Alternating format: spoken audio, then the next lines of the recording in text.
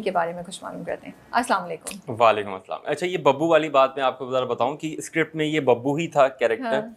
और कहीं कहीं बड़े लोग उसको बाबर कह रहे होते थे, तो चैनल से आई थी यार ये बहुत ही सीरियस कैरेक्टर है, अगर आप इसका नाम बब्बू रखेंगे ना तो लोग इसको सीरियस नहीं लेंगे शायद। लेकिन अब जो एहसन तालिश थे उन्होंने कहा नहीं यार ये बब्बू ही अच्छा लगेगा। तो एक्चुअली बब्बू से ना वो बेचारगी आ रही है उसमें। बेचारगी बेचारगी भी पता नहीं सही वर्ड है या अच्छा नहीं, नहीं, लेकिन मैंने पढ़ा था तो बब्बू एक फनी नाम ही होता था हमेशा के यार, नहीं, बब्बू लेकिन- बब्बू इधर आ बेटा बब्बू। लेकिन फनी भी है, लेकिन वो जो उसकी एक्शंस है ना कि वो इतना अच्छा है, ऑनेस्ट है, वो सपोर्ट कर रहा है और एक लॉयर है वो। लॉयर है, लेकिन हाँ। वो सच्चाई के साथ है। सच्चाई के साथ और है। वो बड़े दिल खोल के अपनी अपनी कुर्बानी दे रहा है चीज़ों की, and he is a very non toxic person. तो वो बेचारगी तो मैं वर्ड नहीं यूज करना चाहती, एक अच्छाई है, simplicity, I use the word simplicity. तो वो बब्बू के साथ जा रही है, तो इसलिए वो नाम बड़ा अच्छा लग अच्छा रहा है। क्योंकि सब चीजें अच्छी हो गई ना, तो अब ऐसा लग रहा है कि उसके साथ जा रही है। अगर अच्छा नहीं वो होता तो फिर हम कहते नहीं यार ये क्या बकवास है।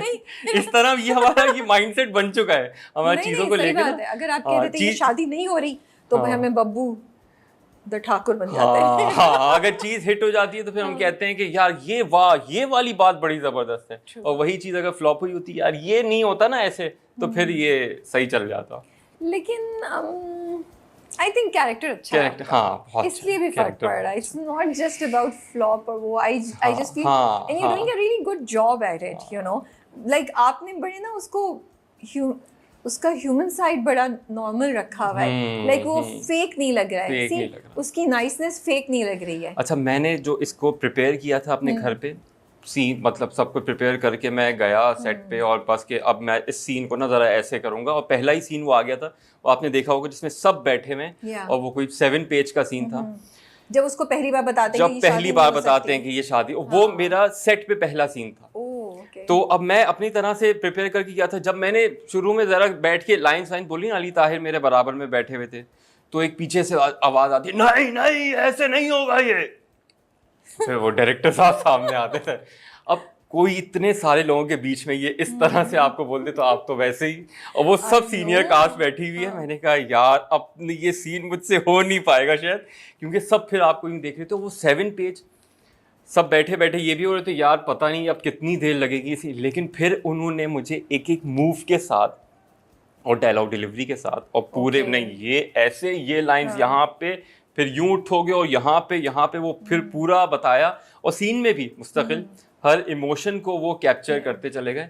तो इसका क्रेडिट तो पूरा का पूरा डायरेक्टर को ही जाता है कि ये वो वही लेके चल रहे हैं इस पूरे कैरेक्टर को। वो अच्छा था, वही सीन था जहाँ पे वो चेंज होना शुरू होता है ना, जहाँ पे वो कैरेक्टर रजिस्टर होता है। हमने कहा ये तो हीरो है भाई, ये तो बड़े अच्छे हैं बट आपकी बात इतनी सही है, हम लोग जो है ना वो आप लोगों की स्ट्रगल्स को नहीं समझ सकते, समझ नहीं सकते कि इतना प्रेशर कि एक तो परफॉर्म करना है, वैसा देना है जैसे डायरेक्टर ने दिया है, बताया है वो चाहते हैं। और दूसरा ये कि यार मेरी वजह से बाकी सब ना फंस जाए, और कितनी देर बैठे रहेंगे। अब सामने वो नैयर साहब बैठे हुए थे, अली ताहिर बैठे हुए थे, और वो जीक्यू वो पूरी सीनियर कास्ट बैठी हुई थी, हीरो हीरोइन भी थे ड्रामे के। अब वो मैंने कहा यार अब वो आपको कोई अगर आपको नहीं भी कर रहा होता ना, आपको लग रहा होता है यार ये क्या सोच रहा होगा, यार ये क्या सोच रहा होगा। आप तो बीच में फंस गए, एक तरफ सीनियर्स है और एक तरफ यंग न्यू कास्ट, इंप्रेशन दोनों तरफ बनाना है, यहाँ भी इज्जत रह जाए और यहाँ पे भी इंप्रेशन रह जाए कि भाई मुझे कुछ आता है। तो आप तो मुझे लगता है बीच में बीच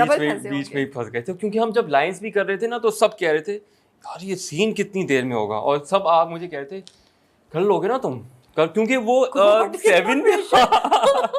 वो 7 पेजेस में से 80% लाइन तो बब्बू की थी और 20% बाकी सबकी थी। मतलब हर किसी की दो इस तरह करके लाइंस थी, और वो 70-80% तो इसने बोल रहा है।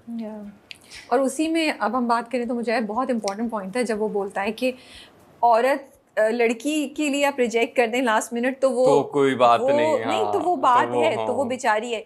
लेकिन मर्द की बेइज्जती ईगो कुछ those were very और वो इम्पैक्टफुल भी हो गई थी मूव की वजह से।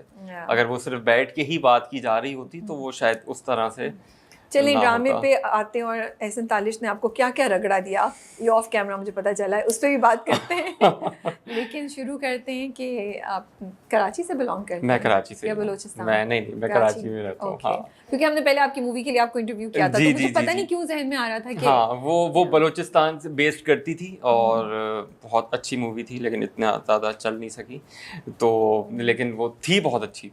ओके। सो कराची में किस एरिया से, कहाँ से? कराची में मैं रहता हूँ नया नाज़माबाद में। पले बड़े कहाँ आप कराची में?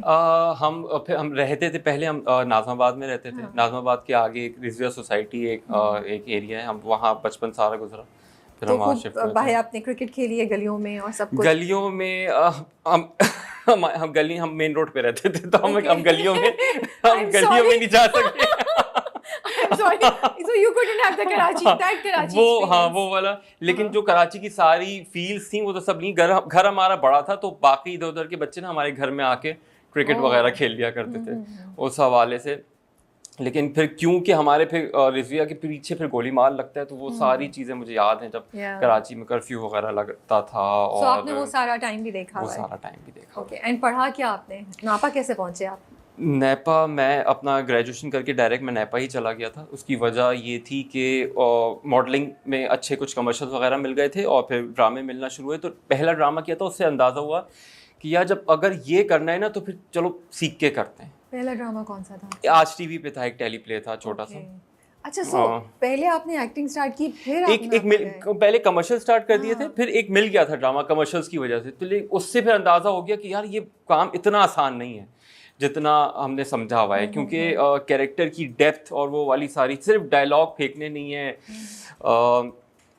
और नेपा में जाके जितना सीखने को मिला एक्टिंग से हट के, दूसरे की एक्सेप्टेंस, क्योंकि वो वाली बात है ना, जब पढ़े लिखे लोगों में बैठोगे ना तो आपके अंदर भी शऊर उस तरह से आएगा। तो ज़िया मुहिद्दीन आपके टीचर हूँ, तलत हुसैन आपके टीचर हूँ, राहत काज़मी आपके, तो ये लोग जब आमने सामने भी घूमते थे तो फिर वो एक फील उसकी एक, मुझे लगता है मैं बड़ी जेलस होती हूँ आप सब तमाम लोगों से जिन्होंने एक्सपीरियंस किया, बिकॉज आपकी बात इतनी सही है। एक तो आप सीख रहे थे हुनर जो भी है, लेकिन इंटेलेक्चुअली आप लोग कितना स्टिमुलेट हो रहे होंगे, बिकॉज ये सब लोग सिर्फ अच्छे एक्टर या राइटर या वो नहीं थे, वो बड़े ज़हीन इंसान हैं। और मैं आपको बहुत मज़े की बात बताऊँ, जो भी मेरा मज़हब है, जो भी मेरा अकीदा है, तो बचपन से फिर वही देखा, उसी तरह से सोचे। लेकिन जब हम राहत साहब की क्लास लिया करते थे तो फिर उसमें हमें उसके बाद जो टॉलरेंस, दूसरे की एक्सेप्टेंस, दूसरे के वजूद को एक्सेप्ट करना, ये मुझे शायद, अगर मैं शायद वहाँ नहीं करता तो मैं